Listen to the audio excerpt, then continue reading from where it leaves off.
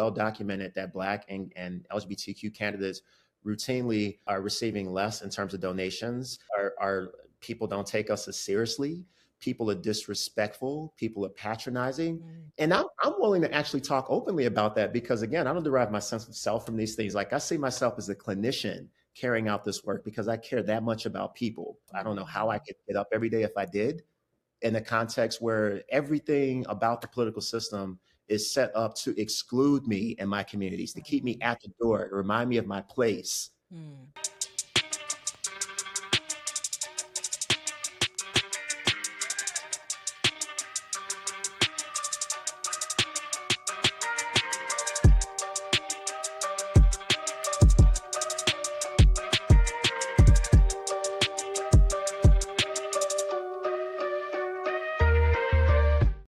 It's your favorite queer radio personality, Anna DeShawn here, and I am excited for this particular exclusive interview for the Queer News Podcast. We've got Mike Simmons with us today, and let me just say, he is one of my favorite politicians, period. Not just because he's representing Illinois, no, not just because he's Black, no, not just because he's queer, but because he about that life, okay? Mike has been serving in the Illinois State Senate since 2021. And you know, if you don't know, let me tell you, he was also the first openly LGBTQ person and first Ethiopian American to serve as an Illinois State Senator. So he's about this history of making history, you feel me? But he's also about this life. In just 4 years, he's passed 50 bills into law, okay? And he ran late to our interview because he was signing another bill into law that sentences the people, okay? And so, Mike, I'm just happy you're here. And I should say, Senator Simmons, you know what I'm saying? All the things you are. Welcome to the show. Thank you so much for having me. Of course.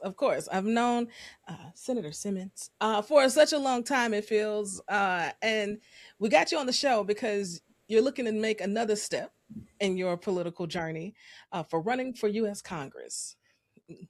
Like, you have a great job. You are serving a community in which you have lived in. Tell me, why did you want to make this move right now? Yeah, because we need strong voices in Congress. We need authentic voices in Congress. We need real service. We need real allyship. We need real lived experiences shaping the debate around the issues in Congress right now that affect our communities, my communities. And we need people who are, as you said, about that life. You know, I'm proud to be from the community. I am, and I come from so many communities as an intersectional state senator and community member, and it comes down to I want the best type of representation for me and my family and the generation that comes next, and that's why I feel so strongly about making this leap, running for Congress. In Illinois' 9th District on the far north side of Chicago in the communities of Edgewater, Rogers Park, Lincoln Square, Andersonville, Ravenswood, and then Evanston, Skokie in the suburbs, Niles, Morton Grove, Crystal Lake, and Cary, 3 different counties in this district. And I was born and raised in this district. I grew up in public housing on the far north side of Chicago in Lincoln Square. And, you know, I need to know that the next generation is going to have the rights that I had to walk into libraries where there isn't book banning. Book banning doesn't become the norm, where our public schools are being blown up and completely taken over by the right wing MAGA movement that wants to eradicate LGBTQ teachers from schools so that the students don't learn about LGBTQ leaders like myself. We have an affordability crisis in this country where we haven't raised the minimum wage in 25 years because, in my opinion, Democrats that represent our communities are not fighting anymore. They're not fighting for us. They're not using their voice. And so the reason I made the decision to run for Congress is I think that my voice and my service will go even farther at the national level and allow me to do a lot of the work I've done at the state Senate, but on a bigger platform for more people where the stakes are even higher. I hear you, and I don't disagree. But this race is stacked. This Congress seat, I think, has been occupied for the last, 20, 30 years. Yep. This is like potentially a once in a generational type of seat. And you are going for it, but it is a packed race. What makes you so different than all the other candidates that are running right now? Yep. You know, the thing that differentiates me is first, just precisely my lived experience. The communities I represent that I come from, that raised me, are the 9th Congressional District.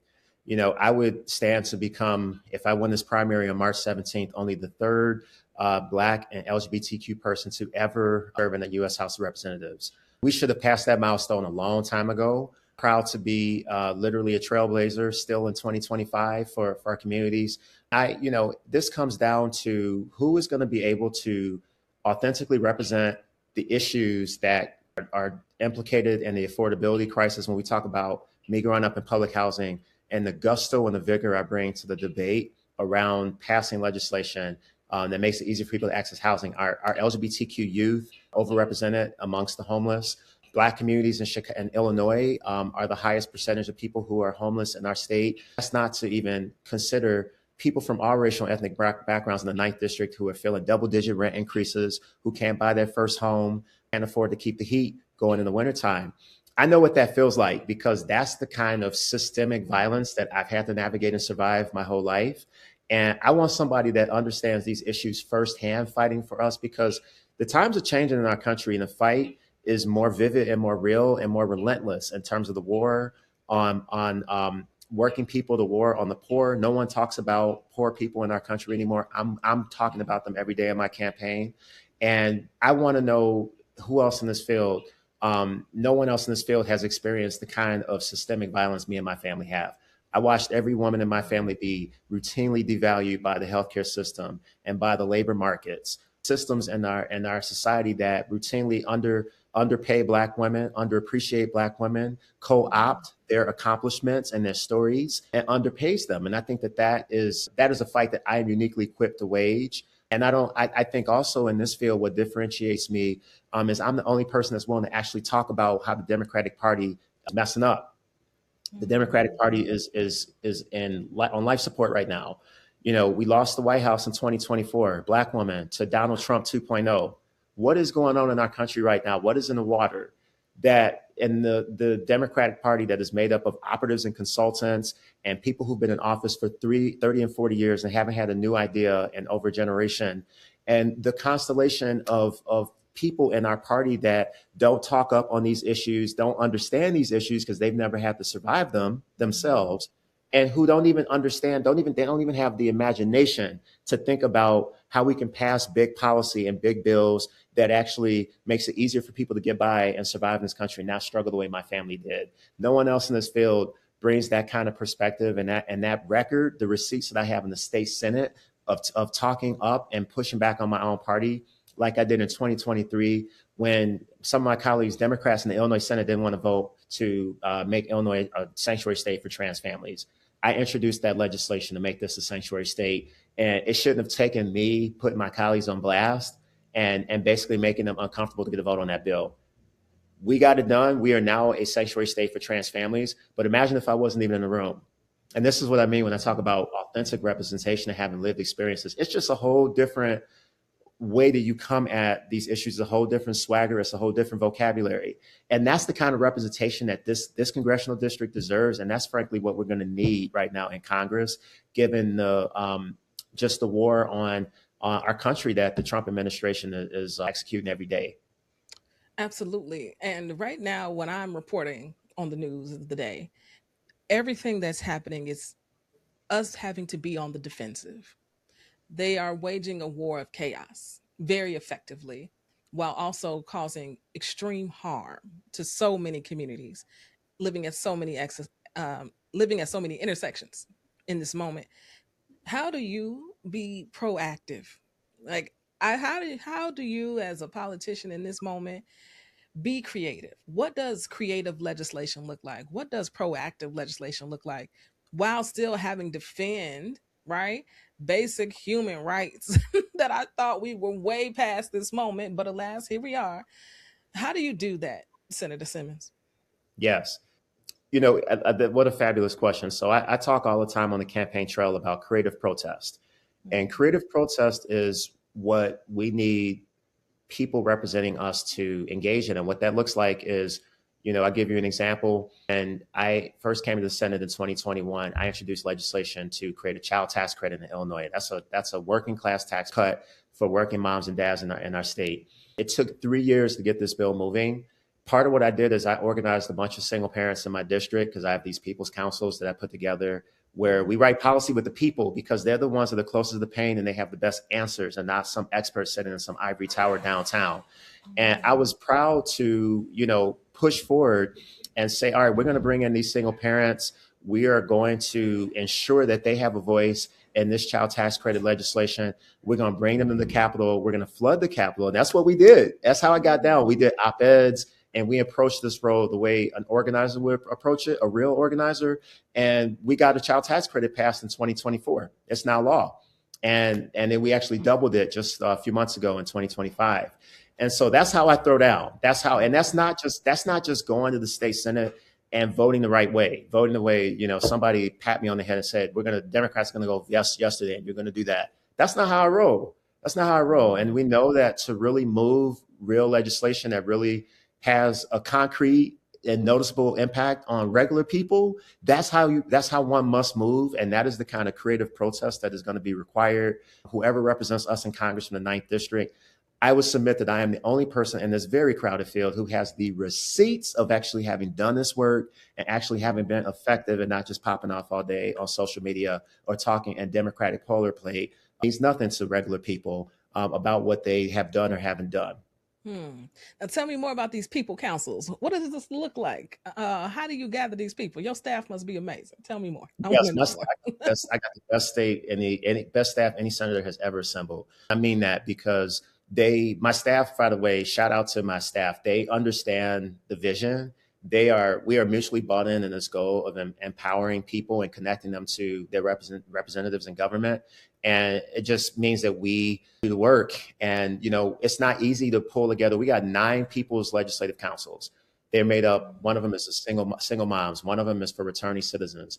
One of them is for seniors. One of them is for those who are survivors of gun violence. And I could go on and on. We put those categories together based on people that we know are routinely left out of decisions. Those are communities that there are people that sit in ivory towers writing papers about them all day, but don't understand what it's like to have an uncle be put in prison with no trial because they're poor, or understand what it's like to have a parent in prison, or understand like me, what it's like to have a single mother stay up late at night trying to decide how she's going to pay her bills.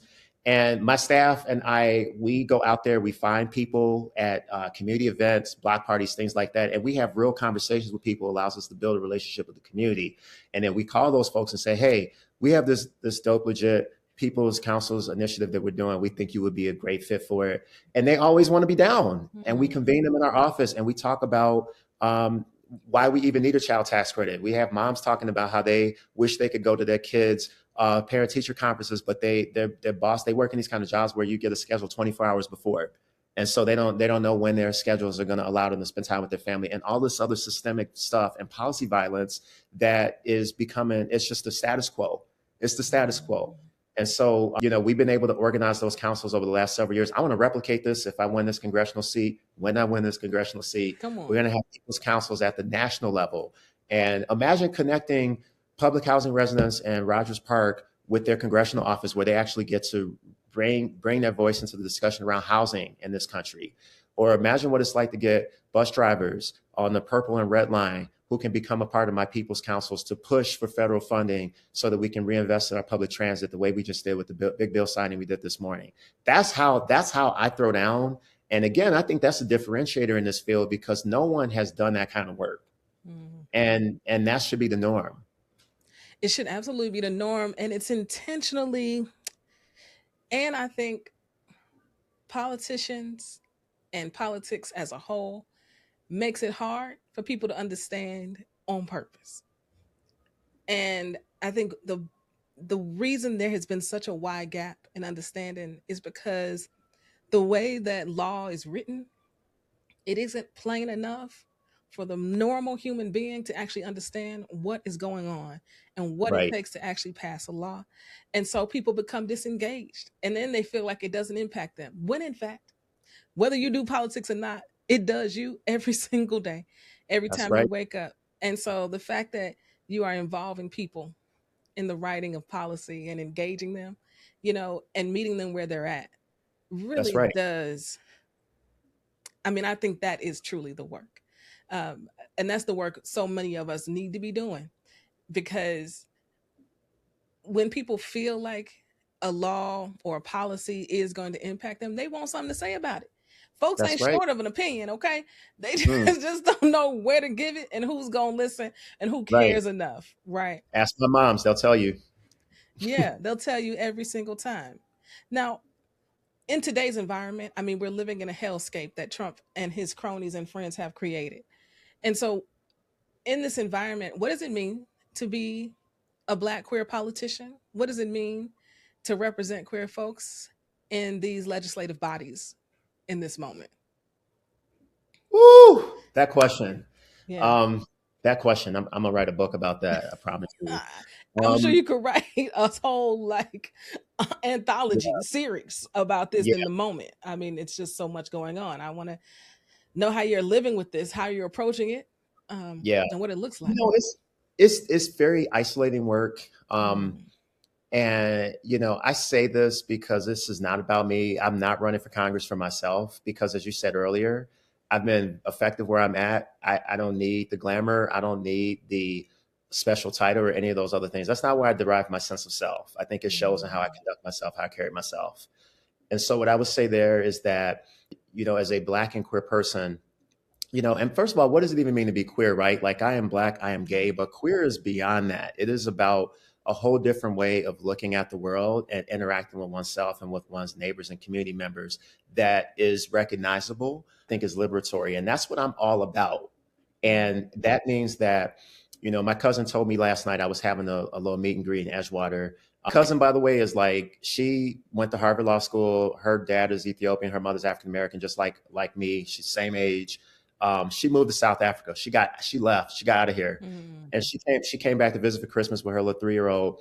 And she saw me speak in this room, and she said, cousin, you know what I realized about you when I saw you up there? She's like, you're born for this. mm, She's like, you have the talent and you have the record and the whole way of going about this.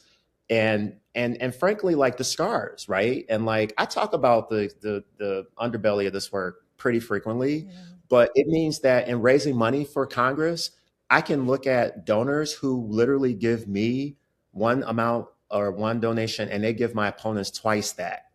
Okay, I'm a Black candidate in this race. I'm a gay candidate in this race. And it's well documented that Black and LGBTQ candidates routinely are receiving less in terms of donations.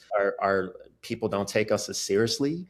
People are disrespectful. People are patronizing. mm, And I'm willing to actually talk openly about that because, again, I don't derive my sense of self from these things. Like I see myself as a clinician carrying out this work because I care that much about people. mm, And when my cousin says you're born to do this work, I said, well, that's why I'm able to navigate the blows and indignities and all these other things because I'm not internalizing it. I'm not relying on this job for my sense of self. I don't know how I mm, could get up every day if I did in a context where everything about the political system is set up to exclude me and my communities, to keep me at the door, to remind me of my place. mm, And luckily, I had a mother that taught me at a young age my place in this world. And even though she's no longer living with me, I think about her every day. And that's where I get my sense of self and allows me to fight this fight and to work extra harder, which Black people always have to do and mm, queer people certainly have to do to raise the money that it takes to get my message out because our message will win. And our opposition knows that. And I know I'm seen as a threat. I've always been a threat to the establishment and to the status quo. Even when I won my state Senate seat, we beat the establishment. They said it was a fluke. I passed 50 bills. It couldn't have been a fluke. And so that's just the energy that I move with. Anybody else that's Black and queer out there will experience these things, but it's not new. It's like, oh, well, we've been, you said politics does us. If mm, our identities were politicized for us before we were even born. I didn't ask to be on the butt end of policy violence and to be in a context where people look at me and if I can put together a sentence, I'm complimented because I'm articulate. And mm, I'm like, well, how about the ideas that are coming with those words? Like that's what I want folks to focus on, and many do. But it means that I think because I'm squarely in my purpose and I believe that deeply in empowering Black and queer communities and all people. I also have a bit of something to prove to the world that I can represent all people, just like I have in the mm, state senate, just like I have in the state senate. And I don't need anybody to teach me that, show me a path of respectability to make that happen. But then I just show the receipts, right? I'm open about what the mm, experience looks like. That's why I'm going to write this book. And that's why I'm going to go to Congress and I'm going to be wildly effective, just like I've been in the state senate. Folks that discount us are going to have something to learn when they see the final journey here. Absolutely. And I love that you don't look like a person who is the state senator from Illinois or, vying to be the next congressperson. I love that about who you are. I love how you show up in the world. And for folks who are listening, who maybe this is their first time hearing you speak, I would love for you to drop them a word on why they should support you and tell them where they can find and donate and volunteer and all the good things. Yeah. Well, I think you should support me because I will meet the moment. I am a person of the moment, a Black and openly gay person who is proudly queer and who is a very effective state senator. 50 bills passed in 4.5 years is also how I differentiate myself in this crowded primary. I put my record up against all my opponents combined.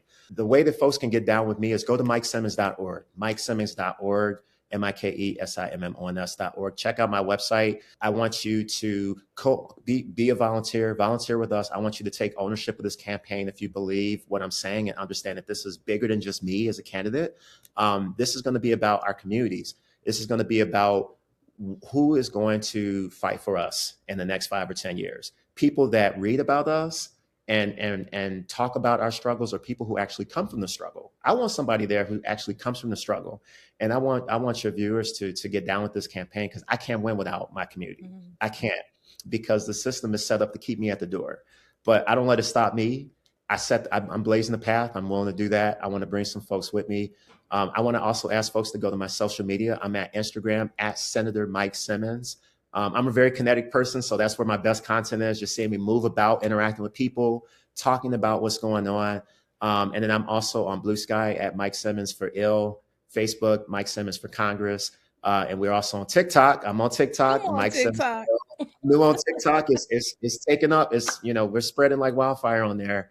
And so, that's what we need. And that's what this is really a movement, a real movement. I'll just say this too, for folks that need a little motivation. Mm-hmm. There are people out there who call themselves progressives, who call themselves the member of the left, who call themselves Democrats, who question my winnability.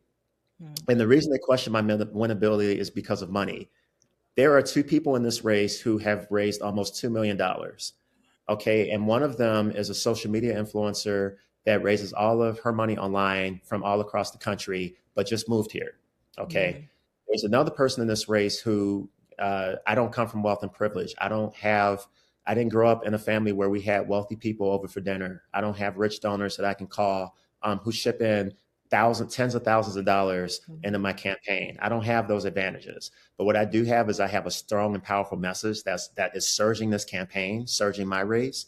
What I have is authentic story. I have real legislative receipts. And this is the thing that people discount. When I start talking about the policy and the bills I passed, I'm talking from firsthand experience, and I have been in the war, and I have come out with the scars, but with wins. Yeah. And that's what our country needs right now, is younger people who can get in here, who can go to the rallies, who can make the speeches, who can go on social media, but who also can pass legislation and who can go toe to toe with the bigots in the committee rooms when the cameras are not rolling. And that's the work I've done. I've done that in the state Senate, where I've had to push back even on Democrats that don't want to do right by our communities. And I win. I'm about winning. Come on. And so that's why I want people to get down with my campaign, MikeSimmons.org. And we need people to donate to. Give us some money at MikeSimmons.org. Go in there, contribute, because I'm not taking any corporate money. I'm not taking money from AIPAC. I'm not even meeting with them. I don't have any rich donors, but I got people in this district and all across the state. You don't have to live in the 9th district to throw down with us. You can volunteer. You can give us some money, help us get our message out, and we will win. Come on. In that order, hopefully you wrote it all down. If not, it's in the show notes. Okay, click the link. Go follow Senator Simmons. Okay, even on the TikTok. I'm here for this. Thank you so much for joining us, Senator. I appreciate you. Thank you so much, Anna, for the time. I appreciate you. Of course. Family, if you've never heard from Senator Mike Simmons, now you have. Now you've got a duty to tell somebody else. Do your research, right? We want somebody in office who's going to fight on our behalf. You know what this is. We are Queer News Done Right.